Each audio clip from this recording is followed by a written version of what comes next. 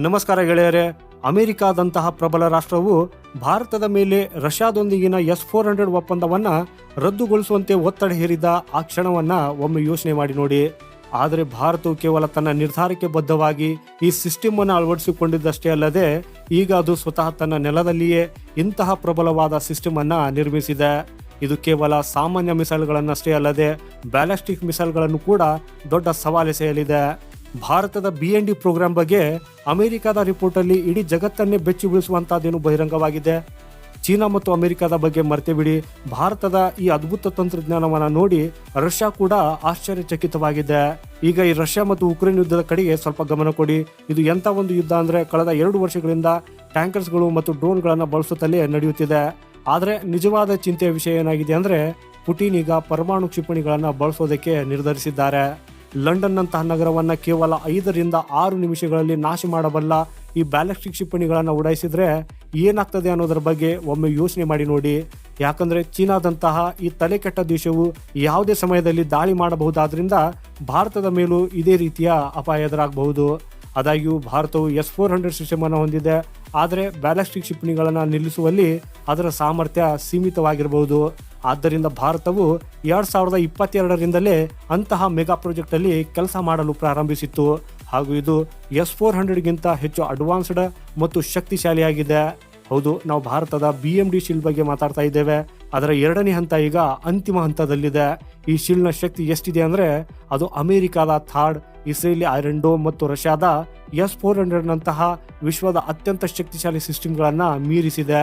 ಪಾಶ್ಚಿಮಾತ್ಯ ದೇಶಗಳು ಇದನ್ನು ಖರೀದಿಸುವುದಕ್ಕೆ ಈಗ ಸಾಲಿನಲ್ಲಿ ನಿಂತಿವೆ ಮತ್ತು ಆಫ್ರಿಕನ್ ದೇಶಗಳು ಸಹ ಇದರ ಮೇಲೆ ಒಂದು ಕಣ್ಣಿಟ್ಟಿದೆ. ಆದರೆ ದೊಡ್ಡ ವಿಷಯವೆಂದರೆ S-400 ಅನ್ನು ತಯಾರಿಸಿದ ರಷ್ಯಾ ಕೂಡ ಭಾರತದ ಈ ತಂತ್ರಜ್ಞಾನದ ಅಭಿಮಾನಿಯಾಗಿದೆ. ಸೊ ಗೆಳೆಯರೆ, ಇವತ್ತಿನ ಈ ವಿಡಿಯೋದಲ್ಲಿ ನಾನು ನಿಮಗೆ BMD ಶೀಲ್ಡ್ನ 2ನೇ ಹಂತದ ಸಂಪೂರ್ಣ ವಿವರಣೆಗಳನ್ನು ಹೇಳ್ತೇನೆ ಮತ್ತು ಅದರೊಂದಿಗೇನೆ ಈ ಡಿಫೆನ್ಸ್ ಸಿಸ್ಟಮು ರಷ್ಯಾದ S-500ನೊಂದಿಗೆ ಯಾವ ರೀತಿಯಲ್ಲಿ ಸ್ಪರ್ಧಿಸುವ ಸಾಮರ್ಥ್ಯವನ್ನು ಹೊಂದಿದೆ ಅನ್ನೋದನ್ನು ಕೂಡ ಹೇಳ್ತೇನೆ.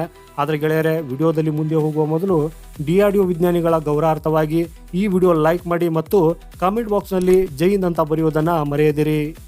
ಸೊ ಗೆಳೆಯರೆ, ಭಾರತವು ವಿಶ್ವದ ಅತ್ಯಂತ ಶಕ್ತಿಶಾಲಿ ಡಿಫೆನ್ಸ್ ಸಿಸ್ಟಮ್ಗಳಲ್ಲಿ ತನ್ನ ಸ್ಥಾನವನ್ನು ಗಳಿಸುವ ಆ ಸಮಯ ಬಂದಿದೆ. ಇವತ್ತಿಗೆ ನಾವು ಅಮೆರಿಕಾದ ಥಾಡ್, ರಷ್ಯಾದ S-400 ಮತ್ತು ಇಸ್ರೇಲ್ನ ಐರನ್ ಡೋಮ್ ನಂತಹ ಸಿಸ್ಟಮ್ಗಳನ್ನು ಮೀರಿಸಿರುವಂತಹ ಭಾರತದ BMD ಶೀಲ್ಡ್ ಬಗ್ಗೆ ಮಾತಾಡ್ತಾ ಇದ್ದೇವೆ. ಈ ಸಿಸ್ಟಮು ಕೇವಲ ಭಾರತವನ್ನ ಅಭೇದ್ಯವಾಗಿಸುವುದಲ್ಲದೆ ಭಾರತದ ಶಕ್ತಿಯನ್ನ ಇಡೀ ಜಗತ್ತಿಗೆ ತಿಳಿಸುತ್ತದೆ. ಈ ಮಾರಕ ರಕ್ಷಣಾ ವ್ಯವಸ್ಥೆಯು 2025ರ ಆರಂಭದ ವೇಳೆಗೆ ಸಂಪೂರ್ಣವಾಗಿ ಸಿದ್ಧವಾಗಲಿದ್ದು ಅದರ ಪೂರ್ಣ ಸಾಮರ್ಥ್ಯವನ್ನು ತಲುಪಲಿದೆ ಅನ್ನೋದನ್ನ DRDO ಮುಖ್ಯಸ್ಥರು ಇತ್ತೀಚೆಗೆ ದೃಢಪಡಿಸಿದ್ದಾರೆ. ಸೊ ಈಗ ಇದನ್ನ ಸ್ವಲ್ಪ ಡಿಟೇಲ್ ಆಗಿ ಅರ್ಥ ಮಾಡಿಕೊಳ್ಳೋಣ. ಈ ವಿಡಿಯೋದ ಬಹಳ ಮುಖ್ಯವಾದ ಭಾಗ ಪ್ರಾರಂಭವಾಗ್ತಾ ಇದೆ, ಆದ್ದರಿಂದ ಸ್ವಲ್ಪ ಗಮನವಿಟ್ಟು ನೋಡಿ. ಸೊ ಗೆಳೆಯರೆ, ಇವತ್ತಿಗೆ DRDOವು BMD ಶೀಲ್ಡ್ನ ಮೊದಲ ಹಂತ ಬಹುತೇಕ ಪೂರ್ಣಗೊಂಡಿದೆ ಅನ್ನೋದನ್ನ ಘೋಷಿಸಿದೆ. ಈಗಾಗಲೇ AD-1 ಕ್ಷಿಪಣಿಯನ್ನ ಯಶಸ್ವಿಯಾಗಿ ಪರೀಕ್ಷಿಸಲಾಗಿದೆ ಹಾಗೂ ಈಗ AD-2 ಕ್ಷಿಪಣಿಯನ್ನು ಕೂಡ ಸೇರಿಸಲಾಗುತ್ತಿದೆ. ಈ ಶೀಲ್ಡ್ನ ದೊಡ್ಡ ವೈಶಿಷ್ಟ್ಯವೆಂದ್ರೆ ಇದು 5,000 ಕಿಲೋಮೀಟರ್ ದೂರದಿಂದ ಯಾವುದೇ ಅಪಾಯಗಳು ಇರಲಿ ಅದನ್ನ ಅಲ್ಲಿಯೇ ಕೊನೆಗೊಳಿಸುತ್ತದೆ.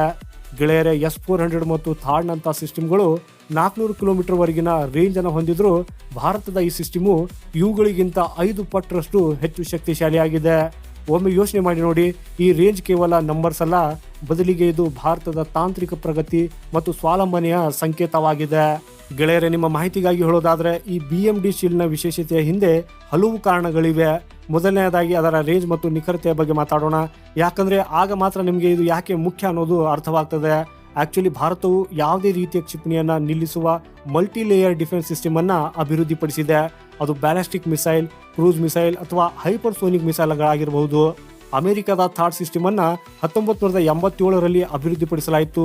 ಈ ಸಿಸ್ಟಮ್ ಅನ್ನ ಗಲ್ಫ್ ಯುದ್ಧದ ನಂತರ ಇರಾಕ್ ಸ್ಕಡ್ ಕ್ಷಿಪಣಿಗಳನ್ನ ಬಳಸಿದಾಗ ಅಭಿವೃದ್ಧಿಪಡಿಸಲಾಯಿತು.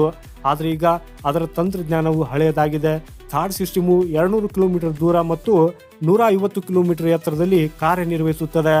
ಇದಕ್ಕೆ ಹೋಲಿಸಿದ್ರೆ ಭಾರತದ BMD ಸಿಸ್ಟಮು 5,000 ಕಿಲೋಮೀಟರ್ ದೂರದವರೆಗಿನ ಯಾವುದೇ ಕ್ಷಿಪಣಿಯನ್ನ ನಾಶಪಡಿಸಬಹುದು.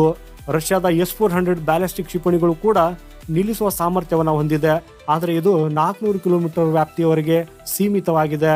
ಆದರೆ ಭಾರತದ BMD ಸಿಸ್ಟಮು ದೀರ್ಘ ವ್ಯಾಪ್ತಿಯಲ್ಲಿ ಕ್ಷಿಪಣಿಗಳನ್ನ ನಿಲ್ಲಿಸುವ ಸಾಮರ್ಥ್ಯವನ್ನ ಹೊಂದಿದೆ. ಭಾರತದ BMD ಸಿಸ್ಟಮು ಕೇವಲ ಲಾಂಗ್ ರೇಂಜ್ ಅಲ್ಲಿ ಅಷ್ಟೇ ಕಾರ್ಯನಿರ್ವಹಿಸುವುದಲ್ಲದೆ ಇದರ ಕ್ಷಿಪಣಿಗಳು ಅತ್ಯಂತ ವೇಗವಾಗಿ ಮತ್ತು ನಿಖರವಾಗಿವೆ. ಇಸ್ರೇಲ್ನ ಐರನ್ ಡೋಮ್ ಸಿಸ್ಟಮು ಅದರ ನಿಖರತೆಗೆ ಹೆಸರುವಾಸಿಯಾಗಿದೆ, ಆದರೆ ಅದರ ಸಾಮರ್ಥ್ಯವು 90% ಸೀಮಿತವಾಗಿದೆ. ಇದರರ್ಥ 100 ಕ್ಷಿಪಣಿಗಳನ್ನು ಹಾರಿಸಿದ್ರೆ ಆಗ ಅವರ ಈ ಐರನ್ ಡೋಮ್ ಅವುಗಳಲ್ಲಿ 90 ಮಾತ್ರ ನಿಲ್ಲಿಸುವುದಕ್ಕೆ ಸಾಧ್ಯವಾಗ್ತದೆ. ಆದರೆ ಭಾರತದ BMD ಸಿಸ್ಟಮು ಯಾವುದೇ ಒಂದು ಕ್ಷಿಪಣಿಯನ್ನು ಬಿಡುವುದೇ ಇಲ್ಲ.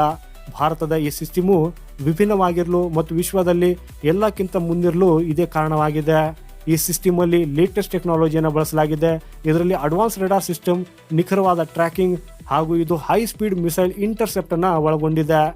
DRDO ಹೇಳ್ತಾ ಇರುವಂತೆ ಇದು ಪೃಥ್ವಿ ಕ್ಷಿಪಣಿಗಳು ಮತ್ತು ಅಡ್ವಾನ್ಸ್ಡ್ ED2 ಕ್ಷಿಪಣಿಗಳನ್ನ ಒಳಗೊಂಡಿದೆ.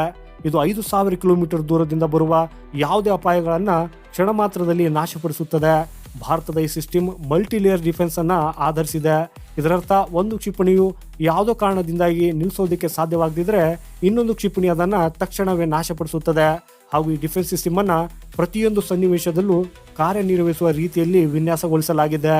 ಇಲ್ಲಿಯವರೆಗೆ ವಿಶ್ವದ ಕೆಲವೇ ದೇಶಗಳು ಮಾತ್ರ ಈ ಹೈಪರ್ಸೋನಿಕ್ ಕ್ಷಿಪಣಿ ತಂತ್ರಜ್ಞಾನವನ್ನ ಅಭಿವೃದ್ಧಿಪಡಿಸುವುದಕ್ಕೆ ಸಾಧ್ಯವಾಗಿದೆ. ಭಾರತದ ಈ BMD ಸಿಸ್ಟಮು ಅಂಥ ಕ್ಷಿಪಣಿಗಳನ್ನು ಸಹ ನಾಶ ಮಾಡುವ ಸಾಮರ್ಥ್ಯವನ್ನ ಹೊಂದಿದೆ. DRDO ಈ ದಿಕ್ಕಿನಲ್ಲಿಯೂ ದೊಡ್ಡ ಹೆಜ್ಜೆಗಳನ್ನ ಇಟ್ಟಿದೆ. ಈ ಸಿಸ್ಟಮ್ ಹೈಪರ್ಸೋನಿಕ್ ಕ್ಷಿಪಣಿಗಳನ್ನ ತಮ್ಮ ಆರಂಭಿಕ ಹಾರಾಟದಲ್ಲಿಯೇ ನಿಲ್ಲಿಸಬಹುದು. ಗೆಳೆಯರೇ, ಭಾರತದ ಈ ರಕ್ಷಣಾ ವ್ಯವಸ್ಥೆಯು ಕೇವಲ ದೇಶದ ಭದ್ರತೆಯನ್ನು ಬಲಪಡಿಸುವುದಲ್ಲದೆ ಇದು ಇಡೀ ಜಗತ್ತಿಗೆ ಭಾರತದ ಶಕ್ತಿಯನ್ನ ತೋರಿಸುತ್ತದೆ. ಇಲ್ಲಿವರೆಗೆ ಭಾರತದ ಶಸ್ತ್ರಾಸ್ತ್ರ ವ್ಯವಸ್ಥೆಗಳನ್ನ ಹಗುರವಾಗಿ ಪರಿಗಣಿಸುತ್ತಿದ್ದ ಪಾಶ್ಚಿಮಾತ್ಯ ದೇಶಗಳು ಈಗ ಈ ತಂತ್ರಜ್ಞಾನಕ್ಕಾಗಿ ಸಾಲಿನಲ್ಲಿ ನಿಂತಿವೆ.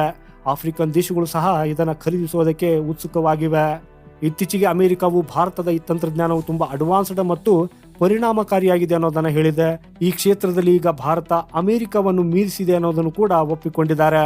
ಇಲ್ಲಿವರೆಗೆ ವಿಶ್ವದ ಅತ್ಯಂತ ಶಕ್ತಿಶಾಲಿ ಅಂತ ಪರಿಗಣಿಸಲ್ಪಟ್ಟಿದ್ದ ಅಮೆರಿಕನ್ ಥಾಡ್ ವ್ಯವಸ್ಥೆಯು ಭಾರತದ BMD ಮುಂದೆ ದುರ್ಬಲವಾಗಿದೆ.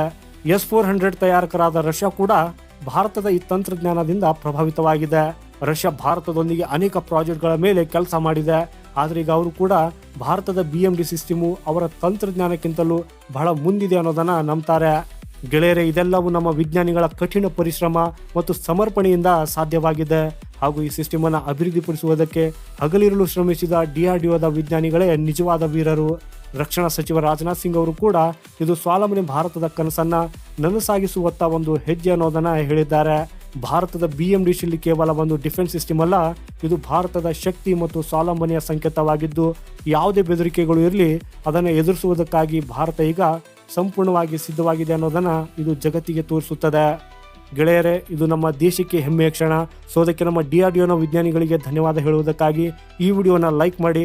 ಇನ್ನೂವರೆಗೂ ಚಾನೆಲ್ ಸಬ್ಸ್ಕ್ರೈಬ್ ಮಾಡಿಲ್ಲ ಅಂದರೆ ಈ ಚಾನೆಲ್ ಅನ್ನು ಸಬ್ಸ್ಕ್ರೈಬ್ ಮಾಡಿ. ಸಿಗೋಣ ಮುಂದಿನ ಮತ್ತೊಂದು ಇಂಟ್ರೆಸ್ಟಿಂಗ್ ಮಾಹಿತಿಯೊಂದಿಗೆ.